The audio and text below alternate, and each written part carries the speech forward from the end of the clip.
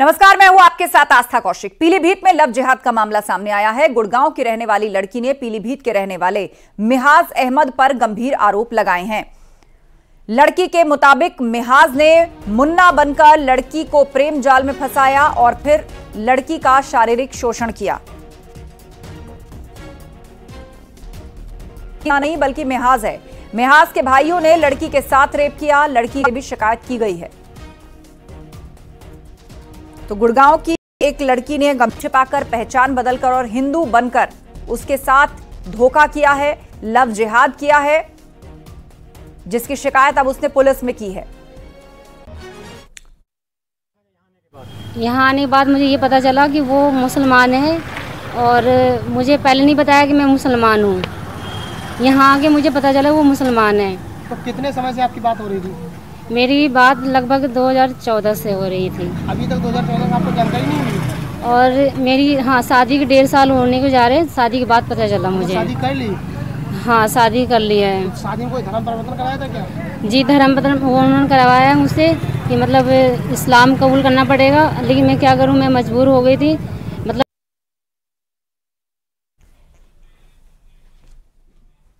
ज्यादा अपडेट करते हैं हमारे साथ। देखिए, मैं आपको बता दूं कि अभी तक पुलिस में शिकायत पहुंची है। इसकी जो है एफआईआर अभी दर्ज नहीं की गई है, मगर ये पीड़ितों के साथ जो यहाँ के लोकल के जो हिंदू संगठन है वो लगभग सभी खड़े हो गए हैं, क्योंकि लव जिहाद का मामला है। ये मुस्लिम लड़का जो था ये अपने आप को हिंदू बता के ये काम कर रहा था। वहाँ होटल चलाती थी ये लड़की, जो हिंदू लड़की है ये होटल चलाती थी। वहाँ पर दोनों में दोस्ती हुई थी। इसने अपने आप को, मुस्लिम लड़के ने अपने आप को हिंदू बताया और उसको अपने साथ पीलीभीत ले आया। जब ये पीलीभीत लड़की यहाँ पर आती है तो उसको मालूम होता है कि ये लड़का हिंदू ना होकर मुसलमान है। बिल्कुल, और फिर ये अपने आप को ठगा हुआ महसूस करती है और शिकायत करती है कि एक बड़ा धोखा उसके साथ किया गया है। शुक्रिया, आप नजर बनाए रखिए इस खबर पर।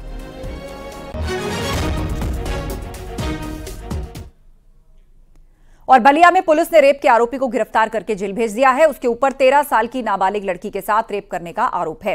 आरोपी अपने ननिहाल में रहता है और पीड़ित लड़की के पड़ोस में उसका घर था। परिवार के लोग छोटी बेटी के इलाज के लिए अस्पताल गए थे और तभी आरोपी ने रेप की वारदात को अंजाम दिया। शिकायत मिलने पर पुलिस ने पॉक्सो समेत कई गंभीर धाराओं में केस दर्ज कर आरोपी को गिरफ्तार कर जेल भेज दिया है। बलिया में एक पीड़िता के दुष्कर्म का मामला प्रकाश में आया है, रिपोर्ट किया गया था।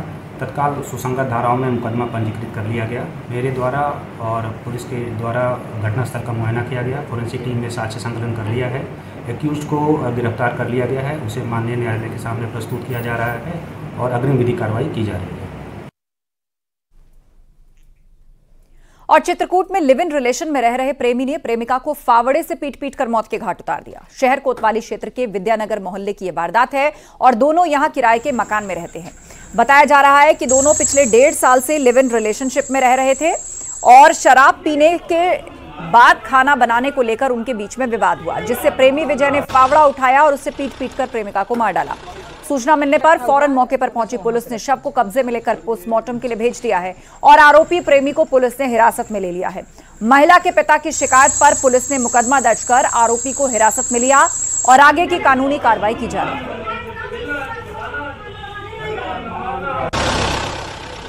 बीती रात नशे की हालत में दोनों ने खाना बनाने और उसको लेकर के विवाद किया, जिसमें पति ने फावड़े में जो बेट लगता है लकड़ी का, उससे उसने वार किया, जिससे उसके सर में चोट आई और उसकी मृत्यु हो गई।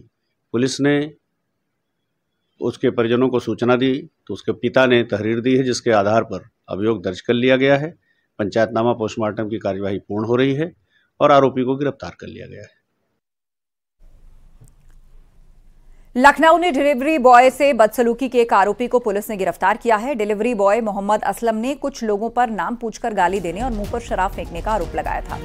वो रक्षाबंधन के दिन कुछ लोगों को खाना पहुंचाने आया था और अपने मुताबिक उजागर होने पर उसे गालियां दी। इतना ही नहीं, विरोध करने पर बंधक बनाकर उसको पीटा गया। कमरे में बंद करके उठक बैठक लगवाई गई। अगर पुलिस ने केस दर्ज। राजधानी लखनऊ के गोमती नगर थाने में एक डिलीवरी बॉय ने एफआईआर दर्ज कराई है। डिलीवरी बॉय असलम ने शाम एक घर में कुछ फूड आइटम डिलीवर करने गए थे। उस कमरे में मौजूद लोगों ने उनका नाम पूछा। जैसे ही उन्होंने अपना बताया के साथ मारपीट की गई और उनको कमरे में बंधक बना रखा गया। जिसके बाद गोमती नगर पुलिस ने असलम की तहरीर पर FIR दर्ज कर एक को गिरफ्तार। और आजमगढ़ में बिजली के ठेकेदार की गोली मारकर हत्या कर दी गई। जियानपुर थाना क्षेत्र के मऊ बॉर्डर की वारदात है। यह वारदात उस वक्त हुई जब ठेकेदार रोज की तरह टहलने निकले थे और इसी दौरान अज्ञात बदमाशों ने गोली मारकर हत्या कर दी। आसपास के लोग गोली की आवाज सुनकर मौके पर पहुंचे, तब तक आरोपी फरार हो चुके थे। मामले की जानकारी मिलने के बाद SP ग्रामीण, SOG की टीम, डॉग स्क्वाड और फोरेंसिक टीम के साथ मौके पर पहुंचे। फोरेंसिक टीम मौके से सबूत जमा करके मामले की जांच में जुट गई। आज दिनांक 23 अगस्त 2024 को सुबह लगभग 7 बजे थाना जियानपुर की इमलिया चौकी क्षेत्र में मऊ बॉर्डर के पास में एक व्यक्ति की गोली मारकर हत्या करने की सूचना प्राप्त हुई थी, जिस पर तत्काल थाना की police, forensic team, CO Sagri में एडिशनल SP मौके पर पहुंचे। मौके पर बॉडी को पोस्टमार्टम के लिए भिजवा दिया गया है। पटखौली बलरामपुर चौकी थाना कोतवाली के अंतर्गत ये रहते थे। सभी साक्ष्य की कार्रवाई की जा रही है। मौके पर फॉरेंसिक यूनिट भी मौजूद है। जो भी तथ्य प्रकाश में आएंगे उनके आधार पर विधिक कार्रवाई की जाएगी। बाराबंकी में CM योगी आदित्यनाथ के ड्रीम प्रोजेक्ट महादेवा कॉरिडोर पर काम शुरू हो गया है। खाली मकानों और दुकानों को बुलडोजर से ध्वस्त किया जा रहा है। महादेवा कॉरिडोर के लिए लोगों ने मुआवजा लेकर रजिस्ट्री की और दुकान मकान खाली किया। आपको बता दें, पौराणिक स्थल लोधेश्वर महादेवा धाम में कॉरिडोर बनाया जाएगा। अतिक्रमण में यहाँ महादेवा कॉरिडोर शासन की प्राथमिकता का एक कार्यक्रम है, जिसके अंतर्गत हम लोगों को सहमति के आधार पे जो भी काश्तकार थे उनकी जमीनें और परिसंपत्तियों का क्रय किया जा रहा था।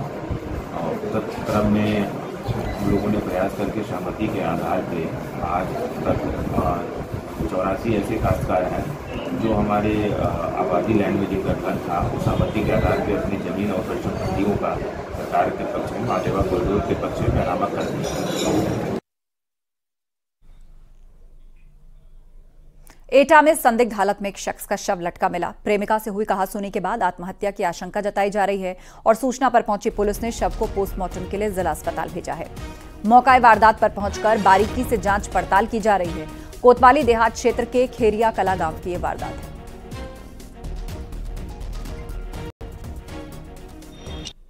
हरदोई में न्यूज 18 की खबर का असर हुआ है। पुलिस ने लड़की के मर्डर मामले में आरोपी मौसा को गिरफ्तार किया। हरदोई में रक्षाबंध मौसी के घर लड़की मकान में छुपा दिया। पुलिस ने उसे बरामद कर लिया, साथ ही शव को पोस्टमार्टम के लिए भेज दिया।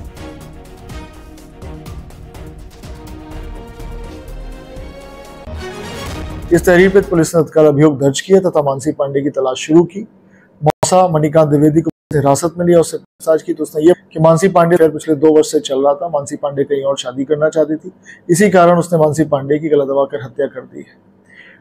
मणिकांत द्विवेदी की निशानदेही पे मानसी की डेड बॉडी को एक कोतवाली देहात थाना क्षेत्र के निर्माणाधीन मकान से बरामद कर लिया गया है। उसने जहाँ पे गड्ढे में डेड बॉडी को छुपा दिया था। तो साथ ही साथ उसने पुलिस को भ्रमित करने के लिए मानसी पांडे के मोबाइल फोन को चलती हुई बस में डाल दिया था, जिससे पुलिस कंफ्यूज हो जाए और इन्वेस्टिगेशन में विलंब हो।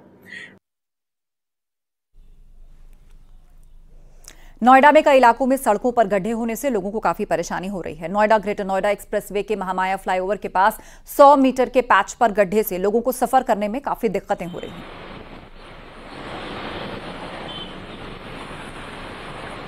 नमस्कार, नोएडा और ग्रेटर नोएडा एक्सप्रेसवे पर आपका स्वागत है। और स्वागत बाहें पसारे ये लंबे लंबे बड़े बड़े गड्ढे आपका इंतजार कर रहे हैं।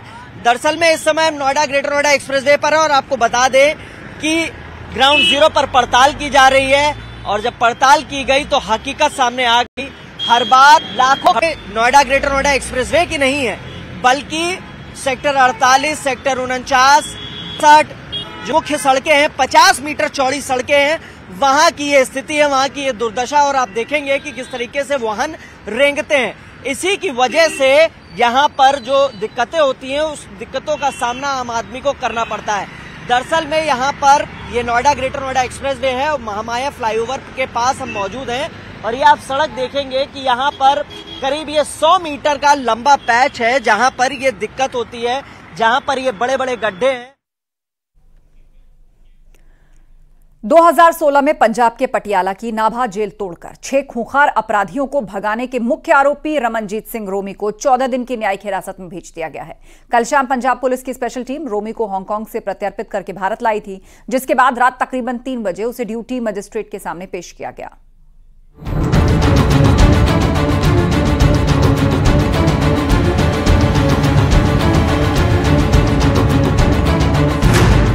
गिरफ्त में रोमी, खुलेगा नाभा जेल कांड का राज। 14 दिन की न्यायिक हिरासत में गैंगस्टर रोमी। रात 3 बजे मजिस्ट्रेट के सामने हुई पेशी। रमनजीत सिंह उर्फ रोमी, शातिर गैंगस्टर, कुख्यात अपराधी, पंजाब पुलिस की गिरफ्त में खड़ा ये एक ऐसे गुनाह का मास्टरमाइंड है जिसने जेल सुरक्षा और पुलिस व्यवस्था पर ढेरों सवाल खड़े कर दिए थे। हांगकांग से प्रत्यर्पण के बाद भारत की धरती पर पहुंचा गैंगस्टर रोमी अब कानून के शिकंजे में है। 2016 में पंजाब के पटियाला की नाभा जेल तोड़कर 6 खूंखार अपराधियों को भगाने के मास्टर रमन को न्यायिक हिरासत में भेज दिया गया है। गुरुवार शाम की इसके बाद ड्यूटी मजिस्ट्रेट ने रोमी का मेडिकल करवाकर उसे 14 दिन की न्यायिक हिरासत में भेजने का आदेश जारी कर दिया। सारे एफर्ट, सारी एजेंसी, सारे साडे जिहड़े हैगे ने गवर्नमेंट दा जिहड़ा हैगी सपोर्ट हैगी एंड प्लस साडे मानयोग डीजीपी साहब दी जिहड़ी हैगी उन्हां दी गाइडेंस हैगी एंड सारे एजेंसीज ने जिहड़ा हैगा रल के। सर हांगकांग कितना टाइम लग गया जी? करीब 6 साल तो उत्थे हैगा सी जी। एक्सट्रैडिशन ट्रीटी सी 2 कंट्री दे विच और इन्हां ने ਉੱਥੇ ਜੋ ਹਾਂਗਕਾਂਗ ਦੇ ਵਿੱਚ ਐਫੀਡੇਵਿਟ ਫਾਈਲ ਕੀਤੇ ਸੀ ਕਿ ਅਸੀਂ ਪੁਲਿਸ ਰਿਮਾਂਡ ਨਹੀਂ ਲਵਾਂਗੇ ਔਰ ਉਸ ਬੇਸਿਸ ਤੇ ਪੁਲਿਸ ਰਿਮਾਂਡ ਨਹੀਂ ਹੋਇਆ। ਉਹਨਾਂ ਨੂੰ ਜੁਡੀਸ਼ੀਅਲ ਕਸਟਡੀ 'ਚ ਭੇਜਿਆ ਗਿਆ ਹੈ 6 ਵਾਸਤੇ ਔਰ ਸੈਂਟਰਲ ਜੇਲ੍ਹ ਨਾਭਾ ਵਿੱਚ ਨਿਊ ਜੇਲ੍ਹ ਨਾਭਾ ਵਿੱਚ ਇਹਨਾਂ ਨੂੰ ਰੱਖਿਆ ਜਾਵੇਗਾ। हांगकांग से प्रत्यर्पित कर लाया गया है रोमी। नाभा जेल ब्रेक कांड का मुख्य साजिशकर्ता है रोमी। विदेश में बैठकर रची थी जेल ब्रेक की साजिश। 2016 में पंजाब की नाभा जेल को तोड़कर 2 आतंकवादियों और 4 गैंगस्टर को भगाने का आरोपी है रमनजीत सिंह उर्फ रोमी। आरोप है कि जेल तोड़ने के लिए रोमी ने विदेश में रहकर पैसे और लॉजिस्टिक सपोर्ट मुहैया कराई थी। रोमी पर पंजाब के अलग अलग जिलों में हत्या, अपहरण और वसूली के भी कई मामले दर्ज हैं। इन्हीं में से एक मामले में साल 2017 में उसे जमानत मिली थी, लेकिन वो जमानत के दौरान ही भागकर हांगकांग चला गया था, जहां 2017 में इंटरपोल का रेड कॉर्नर नोटिस जारी होने के बाद रोमी को हांगकांग पुलिस ने गिरफ्तार कर लिया था। 2017 से रोमी हांगकांग पुलिस की हिरासत में ही था। पंजाब पुलिस लगातार हांगकांग की सरकार से रोमी को भारत प्रत्यर्पित करने की मांग कर रही थी, जिसे आखिरकार मान लिया गया और पंजाब पुलिस की स्पेशल टीम उसे लेकर गुरुवार शाम दिल्ली पहुंच गई।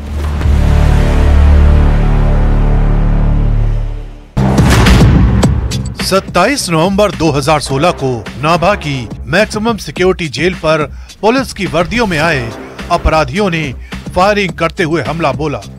पुलिस की वर्दी में 3 गाड़ियों में हथियारों से लैस होकर आए करीब 15 अपराधियों ने जेल पर हमला कर 2 आतंकियों और 4 गैंगस्टरों को छुड़ा लिया था। इन्होंने जेल में एक कैदी को लाने का दिखावा किया, जिस पर मेन गेट पर तैनात गार्ड ने इन्हें अंदर जाने दिया। अंदर घुसते ही अपराधियों ने अंधाधुंध फायरिंग शुरू कर दी।